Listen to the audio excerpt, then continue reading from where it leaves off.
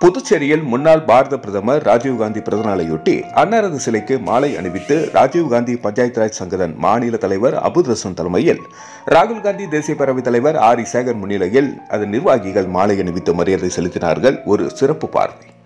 ராஜீவ்காந்தி பஞ்சாயத்து ராஜ் சங்கதன் சார்பாக மாநில தலைவர் அபுத் ரசூன் தலைமையில் சாமானிய மக்களுக்கும் ஆள வேண்டும் என்ற எண்ணத்தோடு பஞ்சாயத்து ராஜ் சட்டத்தை உருவாக்கியவரும் நவீன இந்தியாவை உருவாக்கிய தொலைநோக்கு பார்வை கொண்ட மகத்தான தலைவர் முன்னாள் பாரத பிரதமர் ராஜீவ்காந்தி அவர்களுடைய பிறந்தநாள் விழாவினை ராஜீவ்காந்தி பஞ்சாயத்து ராஜ் சங்கதன் காங்கிரஸ் பேர் இயக்கத்தின் சார்பாக ஆகஸ்ட் 20, 2024 செவ்வாய்க்கிழமை அன்று காலை 10 மணி அளவில் தலைவர் ராஜீவ்காந்தியின் சிலையில் மாலை அணிவித்து மரியாதை செலுத்தப்பட்டது. பொதுமக்களுக்கு இனிப்புகள் வழங்கப்பட்டது.